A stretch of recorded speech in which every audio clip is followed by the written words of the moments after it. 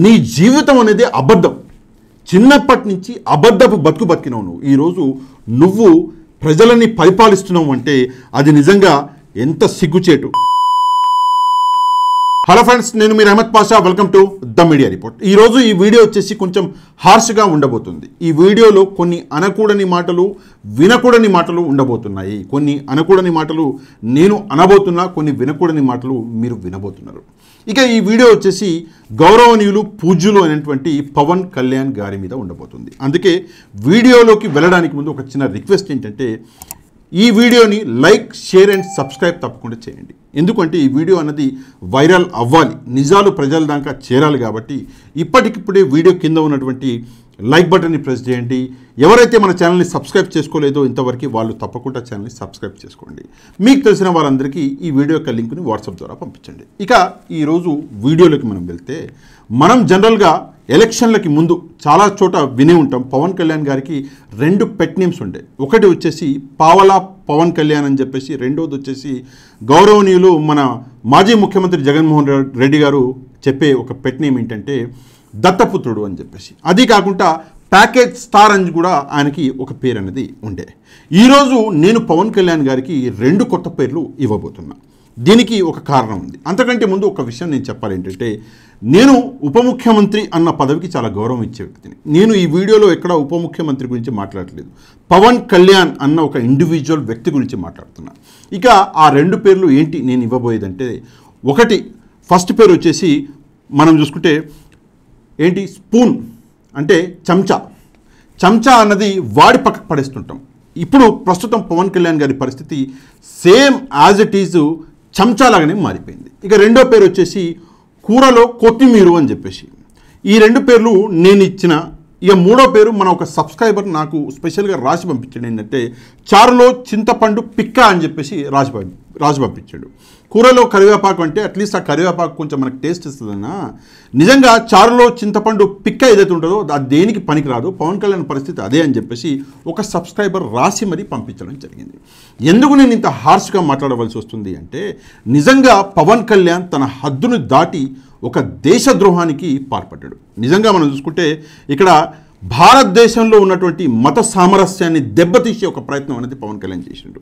అసలు లేని కాన్సెప్ట్ని తీసుకొచ్చి తిరుమల తిరుపతి దేవస్థానం ప్రతిష్టని పవన్ కళ్యాణ్ పాడు చేసే ఒక ప్రయత్నం అనేది చేసిండు. లడ్డూలో నెయ్యి కల్తీ అయింది అని చెప్పేసి నిన్న సుప్రీంకోర్టు అడిగినటువంటి ప్రశ్నలకి పవన్ కళ్యాణ్, చంద్రబాబు నాయుడు గారు నిజంగా తల దించుకునే పరిస్థితి అనేది వచ్చింది. ఇది నిజంగా దారుణం. ఎన్నో సంవత్సరాల నుంచి, వందల వేల సంవత్సరాల నుంచి మతాలు అన్నీ కలిసి భారతదేశంలో మనం అందరం నివసిస్తున్నాం. అట్లాంటి చోట మత చిచ్చు పెట్టే ఒక ప్రయత్నం చేసాడు పవన్ కళ్యాణ్. సరే, తన చిన్న బుర్రకి పెద్ద ఐడియా ఎవడిచ్చిండో ఏందో మనకు తెలియదు. కానీ నిజంగా ఇందులో ఒక్క విషయం మాత్రం ఖచ్చితంగా చెప్పొచ్చు. అంటే ఈ ప్రయత్నం ఎందుకు జరిగింది అంటే, కొంతమంది మన సబ్స్క్రైబర్లు చెప్పేది ఏంటంటే, ప్యాకేజీ అందనట్టుందన్నా, ఇంకా ప్యాకేజీ కావాలని చెప్పేసి చేసిండు అని చెప్పేసి ఒకటి మన సబ్స్క్రైబర్లు చెప్పడం జరుగుతున్నది. ఈరోజు నేను పవన్ కళ్యాణ్ని కొన్ని ప్రశ్నలు అడగాలి, సూటిగా డైరెక్ట్గా కొన్ని ప్రశ్నలు అడగాలి. మొదటి ప్రశ్న, అసలు నువ్వు హిందువువా? ఎందుకు నేను ఈ ప్రశ్న అడుగుతున్నా అంటే, నేను హిందువుని కాదు, నేను బాప్టిజం తీసుకున్నా, నేను క్రిస్టియానిటీ తీసుకున్నా అని చెప్పేసి నువ్వే చెప్పినావు.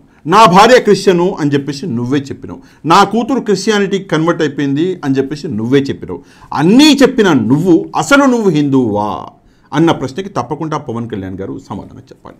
రెండో ప్రశ్న, తిరుపతిలోకి వెళ్ళడానికి ముందు నువ్వు డిక్లరేషన్ అన్నది ఇచ్చినవా? ఇది కూడా చాలా ఇంపార్టెంట్ ప్రశ్న. ఎందుకు అంటే, నువ్వే పబ్లిక్ మీటింగ్లో నేను క్రిస్టియానిటీ బాప్టిజం ఏదో తీసుకున్నా అని చెప్పేసి చెప్పినట్టున్నావు. అట్లాంటిది మరి నువ్వు తిరుమల తిరుపతి దేవస్థానంలో ఈరోజు ఉన్నావు, రేపు పొద్దున్న దర్శనానికి వెళ్ళబోతున్నావు. అట్లాంటిది నువ్వు డిక్లరేషన్ అన్నది ఇచ్చినవా? ఇవ్వకపోతే అది ద్రోహం కాదా, జాతి ద్రోహం? అది నువ్వు సమాధానం చెప్పాలి.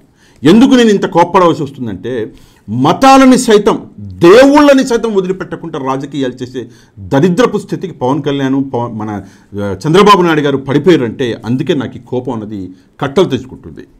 మూడో ప్రశ్న, సనాతన ధర్మాన్ని నువ్వు కాపాడుతావా? అసలు ఈ విషయం ఎవడన్నా వింటే గాండ్రించి ఉమ్మేసి వెళ్ళిపోతాడు. నువ్వు సనాతన ధర్మాన్ని కాపాడుతావా?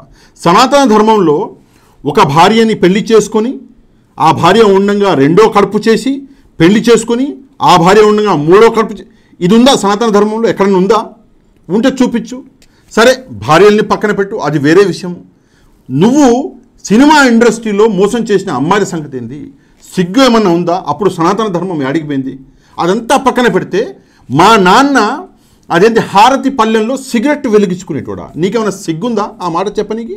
నువ్వు ఆ మాట అంటావా? రెండవది, నాకెక్కడ మతం ఉంది, నాకెక్కడ కులం ఉంది అని చెప్పేసిన నువ్వు ఈరోజు సనాతన ధర్మం గురించి మాట్లాడుతుంటే నిజంగా నీ వెనకాల నిలబడ్డ ఆ పావలా బ్యాచ్ ఏదైతే ఉందో ఆ బ్యాచ్ మీద గాడిని చుంపేయాలి. ఎందుకంటే ఇంతలా మాట్లాడినటువంటి వ్యక్తివి నువ్వు, నీ వెనకాల నిలబడడానికి నీకు లేకపోయే సిగ్గు వాళ్ళకన్నా ఉండాలి. ఇదంతా ఎందుకు మాట్లాడుతున్నావు మళ్ళీ చెప్తున్నా, నువ్వు మతాల్ని రెచ్చగొట్టే పని చేసినావు, నువ్వు భారతదేశం యొక్క ఆత్మని చంపే పని చేసినావు కాబట్టి ఈరోజు ఇంతలా మాట్లాడవలసి వస్తుంది.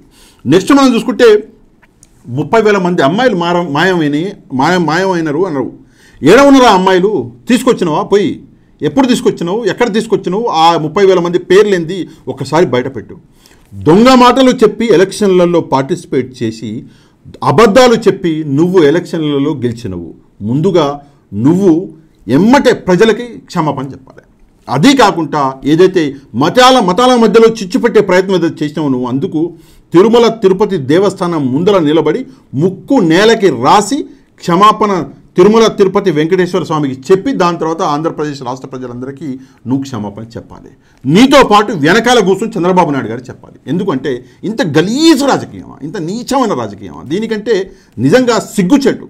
ఊకే రోజు ఏంటంటే కూలి పని చేసుకొని 1,000 రూపాయలు సంపాదించే వ్యక్తి గర్వంగా బతాడు. అరే నేను ఈరోజు చెమట ఉడిచింది, నేను ఈరోజు కష్టపడ్డానే, నేను సంపాదించుకుని నేను ఈరోజు పిల్లతో కూర్చొని నన్ను భోజనం చేస్తున్నానని చెప్పేసి గర్వపడతాడు.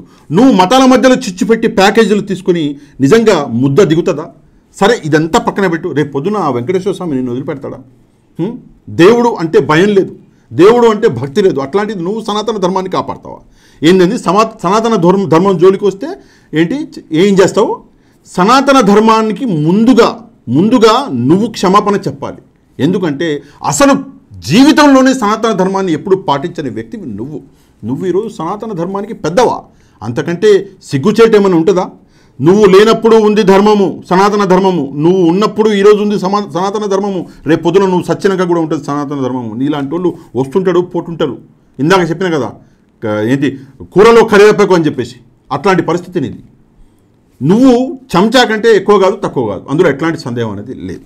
నెక్స్ట్ మనం చూసుకుంటే సుగాలి ప్రీతి గురించి మాట్లాడినావు నువ్వు ఎలక్షన్లకి ముందు.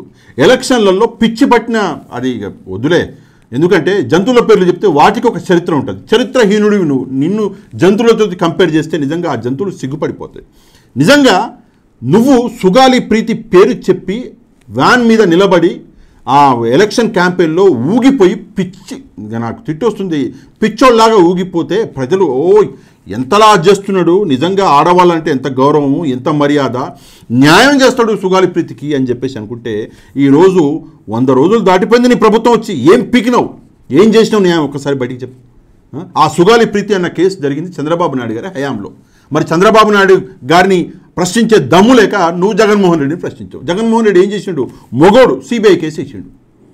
నీకు దమ్ము లేదు, చంద్రబాబు నాయుడు గారికి ధైర్యం లేకుండే జగన్మోహన్ రెడ్డి వచ్చిన ఇమ్మీడియట్గా వితిన్ 3 to 4 monthsలోనే సిబిఐ కేసు అనేది వేసిండు సుగాలి ప్రీతిలో. దానికంటే ముఖ్యంగా ఏం చేస్తారు? ఎవడన్నా చేయగలరా? ఈ తిరుపతి లడ్డూలో నీకు దమ్ముంటే సిబిఐ విచారణ వేయి చూద్దాం. నువ్వు డిప్యూటీ సీఎం కదా, వేస్తావా? వేస్తేలో దెబ్బకి ఉన్న పంచ ఊసిపోద్ది, పోయి రోడ్డు మీద నువ్వే కూర్చోవలసి వస్తుంది. ఆల్రెడీ సగం సిగ్గు నిన్ననే పోయింది సుప్రీంకోర్టులో, ఉన్న సిగ్గు లజ్జ కూడా రోడ్డు మీద పోద్ది. అట్లాంటి పరిస్థితుల్లో ఉన్నావు. వేస్తావా సిబిఐ కేసు? ఓసారి అది కాకుండా ఏమన్నావు? ఆడబిడ్డల మాన ప్రాణాలు. ఇక్కడ ఎలక్షన్లు జరిగి 2వ రోజు నుంచి మొదలుకొని ఇప్పటిదాకా కూడా రాష్ట్రంలో ఆడబిడ్డల మాన ప్రాణాలతోటి ఆడుకుంటుంటే పిచ్చనా కొడుకులు, పిచ్చి కుక్క అందామంటే మళ్ళీ అదే జంతువు వస్తుంది. పిచ్చనా కొడుకులు ఆడుకుంటుంటే ఒక్క కేసులో బయటకు వచ్చి మాట్లాడిన దమ్ము ధైర్యం నీకు లేదు. ఈరోజు బయటకు వచ్చి సనాతన ధర్మం గురించి మాట్లాడుతున్నావా? సనాతన ధర్మం అంటే అన్నం పెట్టడం, సనాతన ధర్మం అంటే ఒక వ్యక్తి మనసుకు నొచ్చకుండా మనం బతకడం. నువ్వు నీ బతుకు పొద్దున్న లేస్తే మందు విందు చిందు లేందే నువ్వు జీవితం గడపనోడివి. నువ్వు ఈరోజు సనాతన ధర్మం గురించి మాట్లాడుతున్నావు అంటే దీనికంటే సిగ్గుచెట్టు ఇంకోటి ఉంటుందా అని చెప్పేసి నేను నిన్ను అడుగుతున్నా. ఇది కాకుండా ఒక 2 సింపుల్ ప్రశ్నలు అడుగుతున్నా. నువ్వు అసలు ఎక్కడ పుట్టావు? నేను చూసిన వీడియోలలో ఒకసారి నేను ఒక్కడ పుట్టిన అంటావు, ఇంకోసారి ఇంకొకడ పుట్టిన అంటావు, అంటే యాడ పబ్లిక్ మీటింగ్ పెడితే ఆడ నేను అన్నే పుట్టినా అంటావు. అసలు నువ్వు ఎక్కడ పుట్టినావో నీకు ఏమైనా క్లారిటీ ఉందా? లేకపోతే దయచేసి చిరంజీవి గారిని, గౌరవనీయులు చిరంజీవి గారిని అడిగి నువ్వు తెలుసుకొని ఒక్కసారి ప్రెస్ మీట్లో చెప్పు, నేను నిజంగా ఈ ఫలానా చోట పుట్టినా అని చెప్పేసి. లేదంటే ఏదైనా ఆధారం ఉంటే, ఏదైనా బర్త్ సర్టిఫికేట్ ఉంటే చూపించు. రెండవది, నువ్వు ఎక్కడ చదివినావు నువ్వు అది చెప్పు. నేను ఫలానా చోట ఒక ఊరు పేరు చెప్తే ఆ ఊళ్ళో నేను బళ్ళో చదివిన అంటావు, రెండో రోజు ఈ ఊళ్ళో చదివిన అంటావు, మూడో రోజు ఈ ఊళ్ళో చదివిన అంటావు, నాలుగో రోజు ఈ ఊళ్ళో చదివిన అంటావు, ఒక రోజు 10వ తరగతి చదివిన అంటావు, రెండో రోజు ఇంటర్మీడియట్ అంటావు, నేను డాక్టర్ అవుదాం అనుకున్నా అంటావు, మూడోది నాకు అసలు చదివే అవ్వలేదంటావు, నేను చదువుని త్యాగం చేసిన అంటావు, చదువు నాకు పనికిరాదంటావు. అసలు నువ్వు చదివింది ఏంది ఒక్కసారి నాకైనా చెప్పు. పోతే కానీ. ఎందుకంటే నిజంగా నీ జీవితం అనేది అబద్ధం. చిన్నప్పటి నుంచి అబద్ధపు బతికినావు నువ్వు. ఈరోజు నువ్వు ప్రజలని పరిపాలిస్తున్నావు అంటే అది నిజంగా ఎంత సిగ్గుచేటు. నెక్స్ట్ మనం చూసుకుంటే ఇక్కడ ఒక ఫోటో అనేది కనిపిస్తుంది. చివరిగా నీకు దక్కిన గౌరవం ఏంటంటే ఈ చెప్పుల దండ. దీనికంటే సిగ్గుచేటు. అరిచి నాకు గొంతు పోతుంది. దీనికంటే సిగ్గుచేటు, దీనికంటే లజ్జ ఏమైనా ఉంటుందా? నీకు చివరికి దక్కింది ఇది. ఈరోజు ఏం జరిగింది అంటే ఈరోజు ఒక మహత్యం జరిగింది. ఏంటి ఆ మహత్యం అంటే, ఇది చంద్రబాబు నాయుడు గారికి నీకు ఇద్దరికి చెప్తున్నా. ఏంటి ఆ మహత్యం అంటే, హిందువులలో మీ ఇజ్జత్ పోయింది, గౌరవం పోయింది, మర్యాద పోయింది, మీ నమ్మకం పోయింది. క్రిస్టియన్లు మళ్ళీ ఓటాడేదాన్ని బట్టి ముడ్డి మీద అంటారు వాళ్ళు. ముస్లింలు అరే వీళ్ళిద్దరు ఇట్లా గలీజ్నా కొడుకులు వీళ్ళకి ఏద్దు అని చెప్పేసి ముస్లింలు అయితే అసలు పట్టించుకోరు. ఈరోజు మొత్తానికి పెద్ద గుండు సున్నా అయిపోయారు మీరు. ఎందుకు అంటే నోటి దూల, అబద్ధపు రాజకీయాలు. రాజకీయం అంటేనే అబద్ధం అని చెప్పేసి నువ్వు అనుకుంటున్నావు. రాజకీయం అంటే ఒక నిబద్ధత అని చెప్పేసి ప్రూవ్ చేసిండు జగన్మోహన్ రెడ్డి. 5 సంవత్సరాలు పనిచేసిండు. 5 సంవత్సరాల జగన్మోహన్ రెడ్డి పాలనలో ప్రజలకి అందినటువంటి ఆనందం, ప్రజలు బతికిన బతుకు 100 రోజుల్లో మొత్తానికి తీసుకెళ్ళి రోడ్డు మీద పడేశారు. ఎంత దారుణము అంటే కేవలం మీరు చేసిన అసలు విజయవాడ ఫ్లడ్స్ గురించి మనం మాట్లాడితే కేవలము నెగ్లిజెన్స్, మీ నెగ్లిజెన్స్. అక్కడ బాలకృష్ణ గారి 50 సంవత్సరాలని చెప్పేసి ఫంక్షను ఏమొస్తుందిలే, ఆ ఎండి ఇస్తూనే ఉంటుంది రేటింగ్లు. అట్లా నెగ్లిజెన్స్ చేసి ప్రజల బతుకులు ఈరోజు తీసుకొచ్చి రోడ్డు మీద పడేసారు. నేను ఒప్పుకుంటున్నా. నేను ఆల్రెడీ హైకోర్టు చీఫ్ జస్టిస్ గారికి లెటర్ రాసిన, దాంతోపాటు గవర్నర్ గారు కూడా లెటర్ రాసిన, దాంతోపాటు ఈరోజే సుబ్రహ్మణ్యం స్వామి గారికి కూడా రిక్వెస్ట్ చేసిన, సార్ సుప్రీంకోర్టుకు తీసుకెళ్ళండి ఈ మ్యాటర్, దీంట్లో ఇన్వెస్టిగేషన్ సిబిఐ జరగాలి. విజయవాడ ఫ్లడ్స్కి కారణం ప్రభుత్వము, విజయవాడలో చనిపోయిన వాళ్ళ చావులకు కారణం ప్రభుత్వము, విజయవాడలో రోడ్డున పడ్డ 3.5-4 లక్షల మంది ప్రజల యొక్క జీవితాలు ఆ రోడ్డున పడడానికి కారణం ప్రభుత్వము, దీన్ని సుప్రీంకోర్టుకి తీసుకెళ్ళండి, సిబిఐ విచారణ జరిపించండి అని చెప్పేసి నేను సుబ్రహ్మణ్యం స్వామి గారికి ఈరోజు రిక్వెస్ట్ పెట్టినా. దీన్ని ఇంతటితో వదిలిపెట్టాను. కావాలంటే ప్రధానమంత్రి గారికి కూడా లెటర్ రాస్తా, హోంమంత్రి గారికి కూడా లెటర్ రాస్తా. దీన్ని వదిలిపెట్టే ప్రసక్తే లేదు. ఏమీ జరగలేదంటే బొచ్చు నేనే పోతా. ఇంకేం చూసులేదు, చేసులేదు. అందులో ఎట్లాంటి సందేహం అనేది లేదు. వదిలిపెట్టే ప్రసక్తే లేదు. అండ్ ఇంకోటి, చివరికి ఒక చిన్న ప్రశ్న అడగాలి నేను. నువ్వు మీ భార్య అంటే పవన్ కళ్యాణ్ గారిని అడుగుతున్నా, నీ భార్య గౌరవనీయులు ఆమె అన్నా లెజినో ఏదో పేరుంది, నాకు పలకడం రాదు, ఆమెను తీసుకొని నువ్వు గుంటూరు గుడికి వెళ్ళినావు, వెంకటేశ్వర స్వామి గుడికి. నువ్వు డిక్లరేషన్ ఇచ్చినవా పవన్ కళ్యాణ్? మీ భార్య గారి డిక్లరేషన్ ఇచ్చినవా? నీ డిక్లరేషన్ ఇచ్చినవా? ఒక్కసారి దీనికి సమాధానం నువ్వు చెప్పాలి. నీకు డిక్లరేషన్ అక్కర్లేదు, కానీ ఒక ఎక్స్ సీఎంకి, ఎన్నోసార్లు తిరుపతికి వెళ్ళొచ్చిన సీఎంకి ఆయనకు డిక్లరేషన్ కావాలా? జగన్మోహన్ రెడ్డి గురించి నీకు తెలియదు. 45 సంవత్సరాల ఇండస్ట్రీ అని చెప్పుకునే మన చంద్రబాబు నాయుడు గారినే ఏడిపించాడు జగన్మోహన్ రెడ్డి. ఇట్లాంటి చిల్లర చేష్టలు చేస్తే ఊకుంటాడని చెప్పేసి అనుకుంటే అది నీ అమాయకత్వము. తప్పకుండా ఈ వీడియోని లైక్ చేయండి. కింద ఉన్నటువంటి లైక్ బటన్ ప్రెస్ చేసి ఈ వీడియోని వైరల్ చేసే బాధ్యత మీది. వైరల్ చేయాలంటే ఈ వీడియో యొక్క లింకుని మీకు తెలిసిన వాళ్ళందరికీ వాట్సాప్ ద్వారా పంపించండి. ఎవరైతే మన ఛానల్ని సబ్స్క్రైబ్ చేసుకోలేదో వాళ్ళు ఈ ఛానల్ని సబ్స్క్రైబ్ చేసుకోండి. తప్పకుండా నెక్స్ట్ వీడియోలో కలుద్దాం. అంతవరకు థ్యాంక్ యూ వెరీ మచ్. జై హింద్.